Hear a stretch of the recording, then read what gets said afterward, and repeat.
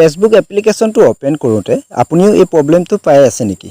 যদি এই প্ৰবলেমটো পাই আছে তেতিয়ালৈ প্ৰবলেমটোৰ পৰা কেনেদৰে আপোনালোকে হাত সাৰিব পাৰিব বা ফিক্স কৰিব পাৰিব তাৰ বিষয়ে আজি এই ভিডিঅ'টোত মই আপোনালোকক কমপ্লিট প্ৰচেছ জনাই দিম। সো ভিডিঅ'টো শেষলৈকে চাই থাকিব আৰু যদি আপোনালোকে আমাৰ এই চেনেললৈ নতুনকৈ আহিছে তেতিয়াহ'লে চেনেলটো সাবস্ক্ৰাইব কৰাৰ লগতে ওচৰৰ বেল আইকনটো অল কৰি ৰাখিবলৈ একেবাৰে নাপাহৰিব। প্ৰথমতে আপোনালোকৰ মোবাইলত নিজৰ ফেসবুক এপ্লিকেশনটো ওপেন কৰাৰ পিছত যদি আপোনালোকৰ সন্মুখত তেতিয়াহ'লে আপোনালোকে ইয়াত দেখা পাইছে আপগ্ৰেড এই আপগ্ৰেড অপচনটোত আপোনালোকে ক্লিক কৰি দিব। ক্লিক কৰাৰ লগে লগে এটা নতুনকৈ ইন্টাৰফেস আহিব। ইয়াত আপোনালোকে দেখা পাইছে গুগল প্লে। এই গুগল প্লেত আপোনালোকে ক্লিক কৰিব।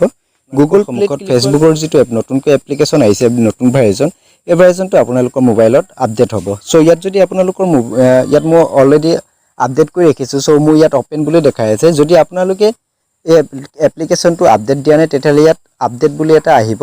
ইয়াত আপোনালোকে ক্লিক কৰিব আপডেট কৰিব। আপডেট কৰাৰ পিছত যেতিয়া আপোনালোকে এপ্লিকেশনটো ওপেন কৰিব পিছত যদি পুনৰ এনেকুৱা ধৰণৰ নতুনকৈ ইন্টাৰফেস আহে তেতিয়াহ'লে আপোনালোকে গম পাব যে এটো এটা ফেসবুকৰ বাগ হয়। এটো অলপ পাছতেও ঠিক হৈ যাব। ফেসবুকৰ সাৰ্ভাৰ প্ৰবলেমৰ কাৰণে এনেকুৱা ধৰণৰ নতুন কিছুমান প্ৰবলেমে দেখা দিয়ে। সো আপোনালোকে কিছু সময় ওয়েট কৰিব আৰু যদি আপোনালোকে ফেসবুকৰ যেটো নতুন এপ্লিকেশন হয় নতুন এপ্লিকেশনটো যদি এতিয়ালৈকে আপডেট কৰি লোৱা নাই তেতিয়াহ'লে এপ্লিকেশনটো আপোনালোকে পুনৰ আপডেট কৰি ল'ব। আপডেট কৰি লোৱাৰ পিছতো যদি আপোনালোকৰ সন্মুখত ঠিক এনেকুৱাকৈ নতুনকৈ আহি থাকে তেতিয়াহ'লে আপোনালোকৰ নিজৰ যেটো এপ্লিকেশনটো হয় এপ্লিকেশনটো আপোনালোকে ওয়েট কৰিব।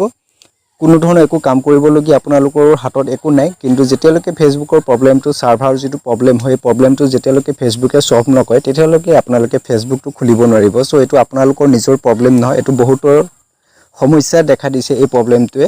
সো আপোনালোকে ওয়েট কৰক। কিছু সময় ওয়েট কৰাৰ পিছত নিশ্চয় আপোনালোকৰ এই প্ৰবলেমটো সলভ হৈ যাব।